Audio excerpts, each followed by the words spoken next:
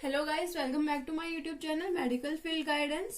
तो गाइस, आज की वीडियो में हम बात करेंगे उन स्टूडेंट्स के बारे में जो कि प्रिपरेशन कर रहे हैं एमएनएस 2021 की। ठीक है, हम फर्स्टली इस वीडियो में डिस्कस करेंगे कि एमएनएस का पेपर पैटर्न कैसा आता है, लास्ट ईयर कैसा आया था और अब की बार क्या चेंज हो सकते हैं। दूसरा, हम बात करेंगे इसमें क्या सिलेबस आता है हर एक सब्जेक्ट से, हर एक सेक्शन से। तीसरा, हम बात करेंगे इसकी प्रिपरेशन स्ट्रेटजी आपकी क्या होनी चाहिए। दूसरा, हम बात करेंगे लास्ट इम्पोर्टेंट है बुक के बारे में। और उसके बाद हम लास्ट में बात करेंगे कट ऑफ कितनी रहती है और आपका अब की बार का टारगेट कितना होना चाहिए। तो गाइज, इस वीडियो को आप एंड तक जरूर देखिएगा।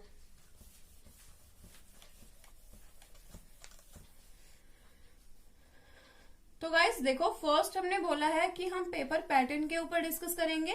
तो जो आपका पेपर पैटर्न होता है उसमें क्या होगा, आपके 150 क्वेश्चन आते हैं, जैसे कि हमेशा ही आते हैं। ठीक है, 150 क्वेश्चन ही आएंगे 150 मार्क के लिए, यानी कि 1 मार्क का एक क्वेश्चन होता है। और जो ये 50 क्वेश्चन होते हैं वो 3 सेक्शन में डिवाइडेड होते हैं, 50, 50 और 50। 50 क्वेश्चन आपके इंग्लिश से आते हैं। उसके बाद नेक्स्ट जो 50 क्वेश्चंस हैं वो आपके साइंस पोर्शन से आते हैं। उसके बाद जो नेक्स्ट 50 क्वेश्चंस है वो आपके जीके पोर्शन से आते हैं। ठीक है, मैंने एक बार और इसकी वीडियो बनाई थी, लेकिन उस वीडियो में कुछ कमी थी तो मैंने इस वीडियो में मॉडिफिकेशन किए हैं। तो आप इस वीडियो को एंड तक जरूर देखिएगा, इसमें आपको नई चीज मिलेगी। ठीक है, दूसरा, अभी कुछ बच्चों को डाउट है कि क्या इसके लिए नेगेटिव मार्किंग होगी 2021 में या नहीं होगी। तो गाइस देखो, अभी ऑफिशियल नोटिफिकेशन नहीं आया है कि नेगेटिव मार्किंग आपकी होगी। ठीक है, तो इसलिए अभी आपको मान के चलना है कि नहीं होगी। जब भी नोटिफिकेशन आएगा कि इसके रिगार्डिंग की नेगेटिव मार्किंग होगी या नहीं होगी, तो मैं आपको बता दूंगी, इन्फॉर्म कर दूंगी। अभी के लिए कोई नेगेटिव मार्किंग नहीं है। ठीक है, चलिए, हमने पेपर पैटर्न के बारे में डिस्कशन कर लिया है। अब हम बात करते हैं सिलेबस के बारे में। तो गाइस देखो, सिलेबस में क्या होता है, 3 सेक्शन होते हैं, मैंने बताया, इंग्लिश, साइंस एंड जीके। तो उनके अलग अलग पार्ट होते हैं। जैसे कि अगर मैं बात करूं सबसे पहले इंग्लिश के बारे में, इंग्लिश के पोर्शन को आपको सबसे ज्यादा ध्यान देना है। आपको मिनिमम एक दिन में इसके ऊपर 2 आवर स्पेंड करने हैं। ठीक है, 2 घंटे आपको कम से कम दिन में इंग्लिश पढ़नी है, क्योंकि सिनोनिम एंटोनिम्स आते हैं आपके जो कि काफी क्रैमिंग वाले होते हैं। ठीक है, सिनोनिम एंटोनिम्स आते हैं जो कि क्रैमिंग वाले होते हैं। दूसरा, इसमें इडियम्स एंड फ्रेजेस आते हैं जो कि बहुत ही अनएक्सपेक्टेड होते हैं। वो अनएक्सपेक्टेड होते हैं, कुछ भी दे देते हैं। ठीक है, तो इसके लिए आपको अच्छा लेवल करना होगा। तीसरा, अगर मैं बात करूं जो इम्पोर्टेंट है, अब की बार आया था, वो आया था वॉइस। क्या आया था? वॉइस। तो ये तीनों टॉपिक्स आपके इंग्लिश में अच्छे होने चाहिए, इनमें आपकी पकड़ होनी चाहिए। उसके बाद जो अगले थे वो एरर के ऊपर बेस्ड थे, और एरर में आपका डिफरेंट टॉपिक्स आ जाते हैं। जैसे कि आपके जो भी ग्रामेटिकल पोर्शन रहता है सारा कवर हो जाएगा आपका एरर में। लाइक आर्टिकल हो गए, ठीक है, स्पीच हो गई एंड पार्ट ऑफ स्पीच हो गई। ये स्पीच है direct and indirect, and part of speech आपको पता ही होगा, नाउन एंड प्रोनाउंस वगैरह। इस टाइप के क्वेश्चन आते हैं। थर्ड जो इम्पोर्टेंट टॉपिक है, फोर्थ जो इम्पोर्टेंट टॉपिक है वो है आपका सब्जेक्ट वर्ब अरेंजमेंट। ये कुछ इम्पोर्टेंट टॉपिक्स हैं जो कि इंग्लिश के पेपर में आते हैं। ठीक है, अभी मैं आपको एक पूरा लिख के दिखा दूंगी कि इंग्लिश में प्रॉपरली क्या आता है, लेकिन ये ऐसे टॉपिक्स है जो उनकी मेनली आते हैं, इनके ऊपर आपको ज्यादा ध्यान देना है, क्योंकि एरर ऑलमोस्ट ग्रामेटिकल सारे पोर्शन कवर कर देता है। सिनोनिम एंटोनिम से भी काफी क्वेश्चन आए थे इस बार, जिन्होंने 2020 का एग्जाम दिया था उनको पता होगा। इडियम एंड फ्रेजेस भी काफी अच्छे थे, तो इनके ऊपर आपको ध्यान देना है। ठीक है, अब अगर मैं बात करूं इंग्लिश में क्या क्या आता है, तो उसके बारे में अगर मैं कंप्लीट आपको बताऊं तो आपके कॉम्प्रीहेंशन आते हैं। कॉम्प्रीहेंशन जो पैसेजेस होते हैं उससे आपके 3 to 4 क्वेश्चन या फिर 2 क्वेश्चन मिनिमम आते ही आते हैं। ठीक है, 2 क्वेश्चन आपके मिनिमम आते हैं। उसके बाद अगर मैं बात करूं आर्टिकल, जैसे कि मैंने बोला नाउन, ये पार्ट ऑफ स्पीच में डायरेक्ट यहां पे लिख रही हूं, ठीक है, पार्ट ऑफ स्पीच हो गया। अब नेक्स्ट हो गया आपकी स्पीच, मैंने बोला था स्पीच से आते हैं। उसके बाद आपका वॉइस हो गया। नेक्स्ट जो है आपका इडियम हो गया।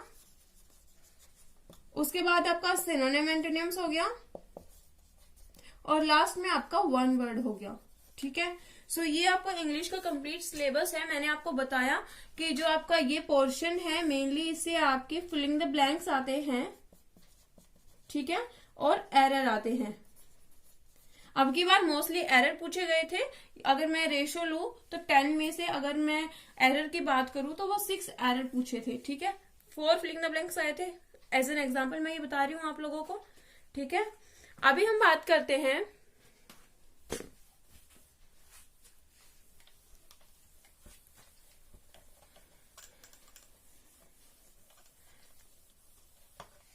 चलिए अभी हम बात करते हैं हमारे साइंस पोर्शन के बारे में, ठीक है। साइंस पोर्शन में वही आपके 3 पार्ट हो जाते हैं, फिजिक्स, केमिस्ट्री एंड बायोलॉजी। सो आपको सबसे ज्यादा जो टाइम लेआउट करना है वो अपना बायोलॉजी पे करना है। इसमें भी आपको 2 आवर पर डे कम से कम लगाने हैं, ठीक है। 2 hour for English, 2 hour for biology, right. और फिजिक्स एंड केमिस्ट्री है, ये आपको सिर्फ बेसिक से पढ़ने हैं, बहुत ज्यादा हाई फाई मत पढ़ना एमएनएस के लिए, ठीक है। इनमें आपको आप रोज का आधा घंटा 1 घंटा इन पर लगा लो, बहुत है, लेकिन सिर्फ बेसिक करने हैं, ठीक है। कंप्लीट इनकी एनसीईआरटी भी नहीं करनी है, एनसीईआरटी में भी लेवल अच्छा है इनका, इसलिए एनसीईआरटी भी मत करना। अब मैं इनके इंपॉर्टेंट टॉपिक्स के बारे में बात करूं तो, और कंप्लीट एक बार पूरे टॉपिक बताती हूँ, उसके बाद बताऊंगी कि आपको क्या क्या टॉपिक्स है जो इम्पोर्टेंट है आपको करने, ठीक है। सो सबसे पहले हम स्टार्ट करते हैं फिजिक्स से।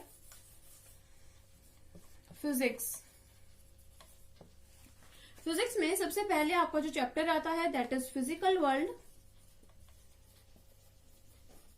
देन आपका चैप्टर आता है यूनिट डायमेंशन। उसके बाद आपका चैप्टर आता है काइनेमेटिक्स, जिसमें 2 चैप्टर इन्वॉल्व होते हैं, motion in 1D and motion in plane. Next जो आपका आता है वो होता है न्यूटन लॉ ऑफ मोशन। उसके बाद आपका आता है वर्क पावर एनर्जी,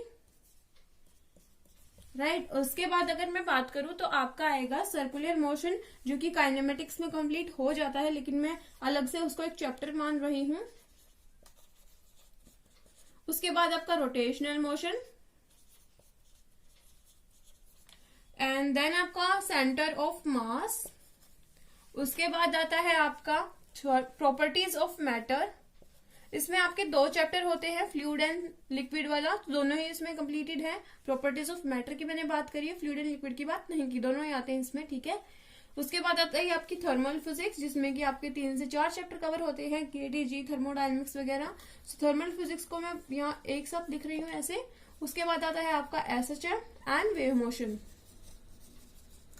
सो ये आपके 11th के चैप्टर्स हैं, जिसमें से इंपॉर्टेंट मैं बताती हूँ क्या है जो आपको करना ही है।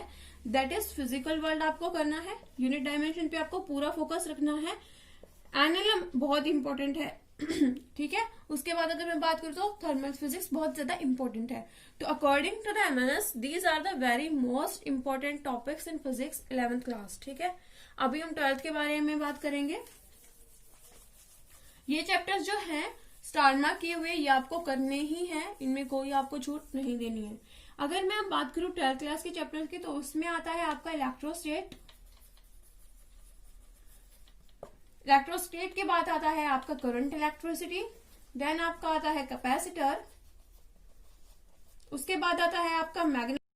तो गाइस ये हैं आपके 12th क्लास के फिजिक्स के chapters, इलेक्ट्रोस्टेट, current, electricity, capacitor, magnetism, alternating current, electromagnetic induction, electromagnetic wave optics, modern physics, semiconductor and communication. Modern physics में सबको पता होगा कि 3 चैप्टर इंक्लूडेड होते हैं, photoelectric effect, nuclear physics and atomic structure, ठीक है।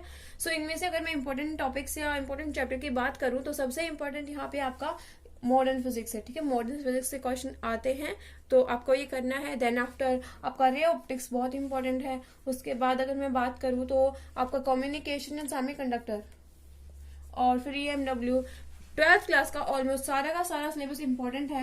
इलेक्ट्रोस्टेट यहाँ से इंपॉर्टेंट हो जाता है, उसके बाद मैग्नेटिज्म भी इंपॉर्टेंट है, करंट इलेक्ट्रिसिटी भी इंपॉर्टेंट है। तो ऑलमोस्ट सारे चैप्टर इंपॉर्टेंट है एक्सेप्ट आपका alternative current, EMI, capacitor and wave optics भी इंपॉर्टेंट है। ठीक है, सो आपके सिर्फ 3 चैप्टर छोड़ के सारे चैप्टर 12th क्लास में इंपॉर्टेंट हैं, तो आपको ये सारे चैप्टर करने हैं।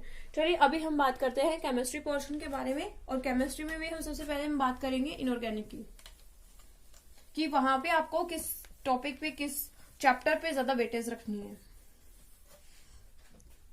केमिस्ट्री में इनऑर्गेनिक पोर्शन है सबसे पहले।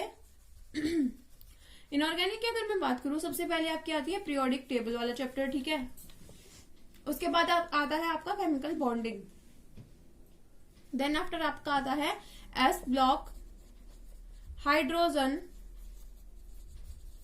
और उसके बाद अगर मैं बात करूं तो आपकी P block, D and F block, coordination, और लास्ट में जो इंपॉर्टेंट चैप्टर है वो है आपका मेटलर्जी। तो गाइस देखो, periodic table is an very important chapter, ये आपको करना है, केमिकल बॉन्डिंग भी करना है।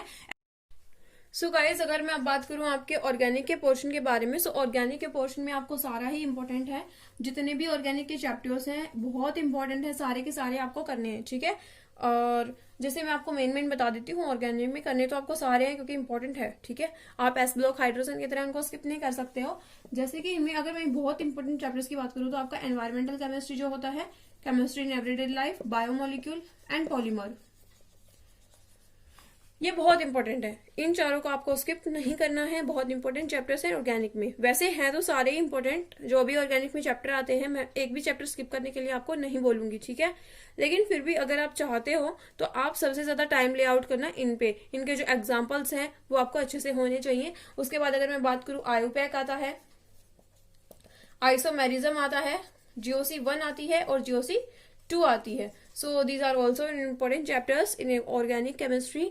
ठीक है, देन आफ्टर आपका आता है hydrocarbon, halogen, oxygen containing compounds and nitrogen containing compounds. ठीक है, सो ये आपका ऑलमोस्ट ऑर्गेनिक का सारा सिलेबस है जो कि आपको कंप्लीट करना है। ठीक है, इसमें आपको कोई भी आपको छूट नहीं करनी है, कोई भी स्किप नहीं करना है टॉपिक, सारे के सारे इंपॉर्टेंट है, इक्वल वेटेज रखते हैं। ओके, अब हम बात करते हैं अपने फिजिकल केमिस्ट्री के पोर्शन के बारे में। सो गाइस देखो, फिजिकल केमिस्ट्री में आपका इंपॉर्टेंट मैं बता देती हूँ सबसे पहले क्या क्या है। आपका मोल इंपॉर्टेंट है, एटॉमिक स्ट्रक्चर इंपॉर्टेंट है, बिहेवियर ऑफ गैसेस इंपॉर्टेंट है, सरफेस केमिस्ट्री इंपॉर्टेंट है, सॉलिड स्टेट इंपॉर्टेंट है, एंड आपका रेडॉक्स इंपॉर्टेंट है। ठीक है, सो ये कुछ चैप्टर्स है जो कि आपको बिल्कुल भी स्किप नहीं करने हैं। इनके अलावा कुछ चैप्टर्स हैं मैं आपको बताती हूँ, जैसे कि सॉल्यूशन हो गया, इलेक्ट्रोकेमिस्ट्री हो गई, केमिकल इक्विलिब्रियम हो गया, आयनिक इक्विलिब्रियम हो गया, थर्मो हो गया, केमिकल काइनेटिक्स हो गया। सो ये कुछ चैप्टर्स हैं जो कि आपके फिजिकल में है, इनको आप मत करना, नीचे वालों को, ऊपर वाले इंपॉर्टेंट है, ये आपको करने ही है। ठीक है, इनमें कोई आपको कंसेशन नहीं करना है। ओके, सो ये कुछ चैप्टर्स थे जो आपको करने हैं और कुछ नहीं करने हैं। ये आपका था फिजिकल केमिस्ट्री का पोर्शन। ओके, सो या अगर किसी को देखना है, नोट करना है, आप नोट कर सकते हो। और अगर मैं अब बायोलॉजी के पोर्शन की बात करूँ, सो गाइस देखो, बायो में आप मैं सबसे पहले 11th क्लास का पोर्शन डिस्कस करूंगी। 11th क्लास के पोर्शन में आपके आते हैं mainly plant diversity, मोर्फो, anatomy, animal kingdom, ठीक है, एनिमल टिश्यू, इसमें फ्रॉग हो गया, ठीक है, कॉकरोच वाला जो सेक्शन है वो अलग से है। एंड देन आफ्टर आपका आता है प्लांट फिजियो, देन आपकी आती है ह्यूमन फिजियो एंड सेल। सो इसमें से सबसे ज्यादा इंपॉर्टेंट देखो, बायोलॉजी तो पूरी इंपॉर्टेंट है, आपको एनसीईआरटी सारी करनी है, अच्छे से करनी है, बिल्कुल एक एक लाइन आपको आनी चाहिए, क्योंकि जो 2020 का जो पेपर था ना, उसमें सारी की सारी एनसीईआरटी ही आई थी, एक एक लाइन। ओके, लेकिन अगर मैं मोस्ट इंपॉर्टेंट बात करूं कि आपको सबसे ज्यादा ध्यान कहाँ देना है, इन पे 11th क्लास के इस पोर्शन पे। ओके, और अगर उसके बाद में बात करूँ तो आपको एनिमल टिश्यू और फ्रॉग एंड कॉकरोच वाला भी अच्छे से होना चाहिए आपका प्रिपेयर। उसके बाद जो ये चैप्टर्स है 4, इनमें आप थोड़ा कम कर सकते हो कि हाँ एग्जाम्पल याद नहीं हो तो कोई बात नहीं, ज्यादा माइंड नहीं लगाना है, लेकिन फिर भी कुछ इंपॉर्टेंट पॉइंट्स होते हैं इनके, वो भी आपको करने हैं। ये था आपका 11th क्लास की बायोलॉजी का पोर्शन। अब अगर मैं बात करूँ 12th क्लास की बायोलॉजी के पोर्शन के बारे में, वहां पे हम यूनिट के बारे में डिस्कस करेंगे। तो टोटल आपकी यूनिट्स होती हैं आपकी 12th की बायोलॉजी में, ह्यूमन रिप्रोडक्शन यूनिट का नाम होता है, रिप्रोडक्शन हो गया, ठीक है, जेनेटिक्स होगी, बायोटेक हो गया, ह्यूमन वेलफेयर हो गया, एंड देन आफ्टर आता है आपका इकोलॉजी। यहां से अगर मैं देखूं तो रिप्रोडक्शन सबसे इंपॉर्टेंट पॉइंट है, जेनेटिक्स भी इंपॉर्टेंट है, बायोटेक बहुत इंपॉर्टेंट है, इस पर क्वेश्चन आए थे।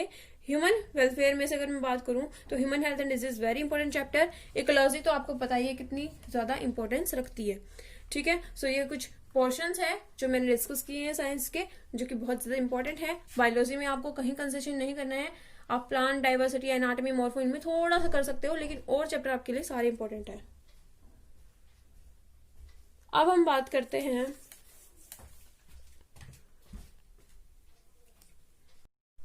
गाइस, अब हम बात करेंगे जीके के बारे में। जीके का क्या पोर्शन होता है? जीके में मेनली 3 टाइप के सेक्शन है, ठीक है। 3 टाइप कौन से हैं? फर्स्ट आपका है अवेयरनेस वाला, नेक्स्ट है आपका करंट और रीजनिंग, ठीक है। मैं सबसे पहले अवेयरनेस के टॉपिक पे आऊंगे। ये हर बार आता है, ठीक है, हर बार आपके हर एमएनएस के क्वेश्चन पेपर में आपको अवेयरनेस के टॉपिक्स मिलेंगे। तो अभी इसको साइड में रखते हैं, इसके बाद में बात करेंगे कि इसमें क्या क्या टॉपिक्स आते हैं। सबसे पहले हम बात करते हैं करंट अफेयर और रीजनिंग के बारे में। करंट अफेयर और रीजनिंग का इवन आउट का रेशो होता है। जैसे कि अगर मान लो इस साल करंट अफेयर ज्यादा आए हैं और रीजनिंग कम आई है, तो जो नेक्स्ट ईयर होगा उसमें आपके करंट अफेयर कम आएंगे और रीजनिंग ज्यादा आएगी। जिसने अभी 2020 का एग्जाम दिया है उसे पता होगा कि अब की बार रीजनिंग ज्यादा आई थी, रीजनिंग कम आई थी और करंट अफेयर ज्यादा आई थी। तो जो 2021 का आपका एग्जाम होगा उसमें आपको सबसे ज्यादा फोकस किस पे करना है?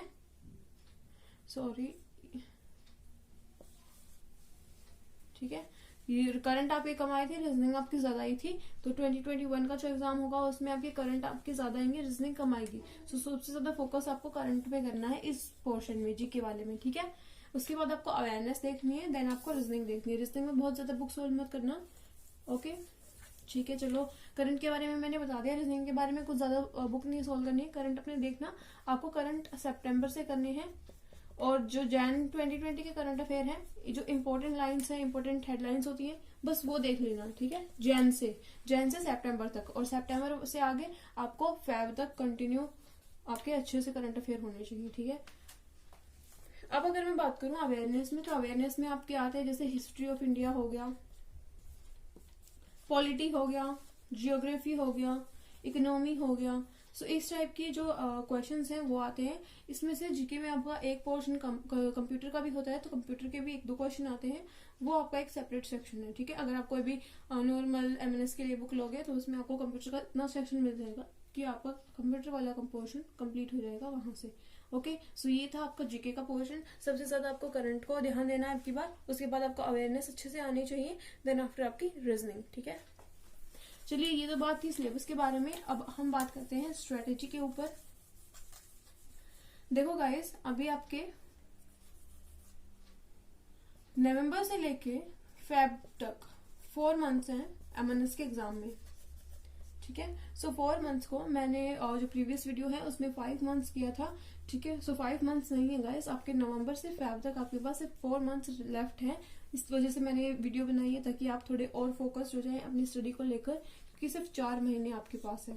उसमें से आप अगर इसको वापस से स्प्लिट करोगे तो आपके पास 2 मंथ का रेशो आएगा, 2 मंथ का और 2 मंथ का। इस 2 मंथ में आप जो भी सिलेबस है वो कंप्लीट करो अच्छे से, ठीक है। जिनके अब की बार जिन्होंने 2020 एग्जाम दिया है, भले ही उनके चाहे 100+ मार्क्स हो या फिर 110+ हो, उनको भी अपना अच्छे से दोबारा सिलेबस कंप्लीट करना है। ऐसा नहीं कि अभी हम नहीं पढ़ेंगे, जब लास्ट टाइम आएगा तो पढ़ेंगे तो काम हो जाएगा, नहीं, तो आपके ऐसा नहीं चलेगा, ठीक है। अब ये सिलेबस कंप्लीट करना है 2 मंथ में, और यहाँ आपको रिविजन करनी है। यहाँ पे आपको मॉक टेस्ट देने हैं, और यहाँ पे भी आपको मॉक टेस्ट देने हैं। यहाँ मॉक टेस्ट की जो क्वांटिटी है वो ज्यादा हो जाएगी क्योंकि यहाँ पे रिवीजन का सेक्शन होगा और यहाँ पे आपकी सिलेबस कंप्लीशन होगी। अब हमें सिलेबस किस टाइप से कंप्लीट करना है, देखो आपको करंट अफेयर, मैंने क्या इंपॉर्टेंट टॉपिक बोले हैं, जैसे इंग्लिश का आपका जो टॉपिक है, ठीक है, पूरा ही इंपॉर्टेंट है। इंग्लिश के आपको शॉर्ट नोट्स बनाने हैं, ठीक है, जैसे सिनोनिम्स हो गए, इंपॉर्टेंट इडियम्स हो गए, सो उनको एक अलग पेपर पे लिख लो, ठीक है, और उनको अच्छे से उनके नोट्स बनाओ और उसको आप 2 आवर्स दो इंग्लिश को, ठीक है, पूरे दिन में। फिर मैंने बात करी थी बायोलॉजी के पोर्शन के बारे में। बायोलॉजी को भी आपको 2 आवर्स देने हैं मिनिमम पर डे, और बायोलॉजी को आपको नोट्स बनाने की जरूरत नहीं है। जो आपके एनसीईआरटी है, एनसीईआरटी में जो लाइंस है उनमें से अगर आपको इंपॉर्टेंट लाइन मार्क आउट हो रही है तो आप बस वही इंपॉर्टेंट लाइन मार्क कर लो, ठीक है। और दूसरा मैंने बताया था करंट वाला पोर्शन, ठीक है, जो कि मेन है। इस करंट में भी आपको डेली के 2 आवर्स देने हैं। करंट ऐसा नहीं कि आपने कोई यूट्यूब से वीडियो देख ली और काम हो गया, आपको उसको प्रॉपर एक पेज पे लिखना है कि सितंबर के करंट अफेयर्स हैं, सितंबर के करंट अफेयर आपके 2-3 पेजेस में आ रहे हैं, 10 पेजेस में आ रहे हैं, आपको पूरा पेपर पे लिखना हो, ठीक है। और अवेयरनेस जो होता है उसके भी आपको फ्लो चार्ट के फॉर्म में नोट्स बनाने हैं ताकि आपका अच्छे से कवर हो जाए, ठीक है। और इस अवेयरनेस को भी आपको डेली के मिनिमम 1 आवर देना है, ठीक है, मिनिमम 1 आवर। सो ये पूरे दिन का आपका शेड्यूल है कि आपको 7 आवर मिनिमम अभी से स्टार्ट करना है पढ़ना। अब हम बात करते हैं बुक्स के बारे में, जो कि इसका मेन टॉपिक है पूरी वीडियो का। देखो गाइस, अगर आप सोच रहे हो कि आपका एमएनएस जैसा एग्जाम इन बुक्स को सॉल्व करके हो जाएगा, अगर आप ये बुक पढ़ रहे हो, दूसरा एक एमएनएस के लिए बुक आती है ये वाली, आप सोच रहे हो सिर्फ इन बुक से काम चल जाएगा, तो ऐसा नहीं है। ये बुक सिर्फ प्रैक्टिस के लिए। अगर आप इनको खोल के देखोगे तो इसमें जो बायोलॉजी का कंटेंट है, बायोलॉजी का कंटेंट बहुत रिड्यूस है, ठीक है, बहुत ज्यादा कम दे रखा है। सो आपको इन बुक से पढ़ने से सिलेक्शन नहीं होगा, ये बात आपको ध्यान रखनी है। आपको जो मैं बुक बता रही हूँ आप वो फॉलो कर सकते हो, या फिर अपनी कोई खुद के जो पर्सनल टीचर्स है उनसे आप डिस्कस कर सकते हो और बुक अरेंज करो, ठीक है। सो बुक के मैं नाम बता रही हूँ। इंग्लिश के लिए आप प्रैक्टिस के लिए रनिन मार्टिन सॉल्व करो। अगर आप ल्यूसेंट कर रहे हो सो ल्यूसेंट कर लो या फिर ये वाली कर लो, दोनों ही बुक बहुत अच्छी है, आप दोनों भी कर सकते हो अगर आपके पास दोनों हैं तो, ठीक है। उसके बाद अगर मैं बायोलॉजी के बारे में बात करूं, सो बायोलॉजी में आपको सिंपली एनसीईआरटी पढ़नी है। केमिस्ट्री एंड फिजिक्स में एनसीईआरटी नहीं पढ़नी है, मैं वापस बोल रही हूँ। आपको केमिस्ट्री और फिजिक्स में जो भी बेसिक आपके शॉर्ट नोट्स अवेलेबल होते हैं उनसे आप कर लो, ठीक है। सो बायोलॉजी में सिर्फ एनसीईआरटी पढ़नी है, फिजिक्स केमिस्ट्री की एनसीईआरटी नहीं करनी है। उसके बाद अगर मैं बात करूँ करंट के लिए, आपको यूट्यूब चैनल देख लो जहाँ से आपको अच्छे से करंट अफेयर डिस्कस करने को मिलते हैं और वहां से फिर आप कॉपी करो, ओके। करंट की बात हो गई। रीजनिंग के लिए अगर मैं बात करूँ तो बहुत ज्यादा हाई फाई रीजनिंग करने की जरूरत नहीं है। रीजनिंग जो आपकी इन बुक्स में दे रखी है, दोनों मैंने एमएनएस की जो बुक्स दिखाई हैं उनमें जो रीजनिंग की एक्सरसाइज है वो बहुत इनफ है, उससे ज्यादा आगे करने की जरूरत नहीं है। अवेयरनेस के पोर्शन की अगर मैं बात करूँ सो आप उसके लिए ल्यूसेंट की एक वो बुक आएगी, वो सेल आउट कर लो। इतनी आपको बुक्स कर लोगे तो आपका जो एमएनएस है उसमें 135 प्लस का टारगेट आपका हो जाएगा मिनिमम, ठीक है। सो आपको ये बुक्स फॉलो करनी है। जो ये 2 बुक मैंने आपको बताई हैं, अरिहंत एंड सुरा पब्लिकेशन, इनको करने से एमएनएस में सिलेक्शन नहीं होगा, मैं वापस बोल रही हूँ। सिर्फ इनको करोगे, इनको करने से आपको लगता है कि सिलेक्शन हो जाएगा, तो ऐसा बिल्कुल भी नहीं है।